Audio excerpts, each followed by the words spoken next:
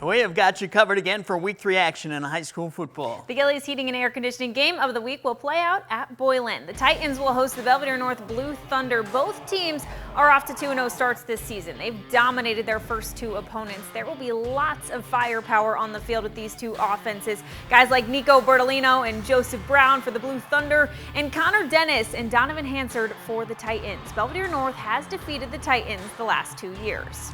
The other Nick 10 games Friday will be Jefferson at Harlem, Freeport at Auburn, East at Belvidere, and Hononegah at Guilford. In the Big Northern Conference, there's a game in Stillman Valley that we'll be watching very closely. The Cardinals will host the Lutheran Crusaders. The Cardinals bounced back last week for a win at Rock Falls after dropping their opener to Dixon in Week 1. They cannot afford another loss if they want to stay within striking distance of the Byron Tigers for a shot at the conference championship. A Lutheran needs a big bounce-back game this week, Reagan. They do, Scott. It'll be interesting to see how this young Crusaders team responds after getting dominated by Byron last week. Again, this game will tell us a lot about how competitive the Crusaders should be in the Big Northern the rest of the season. Also in the Big Northern Conference Friday, Rockford Christian will play at Byron, Rock Falls at Dixon, Oregon at Genoa Kingston, and Winnebago at North Boone.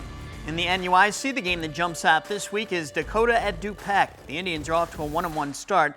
I thought they played pretty well against a tough Forreston team last week despite losing that game. The Indians absolutely have some good young talent. Dupo comes into this game with a 2-0 record. The Rivermen blew out EPC last week. They won a tight game against Stockton in Week 1, and this could be another tight one.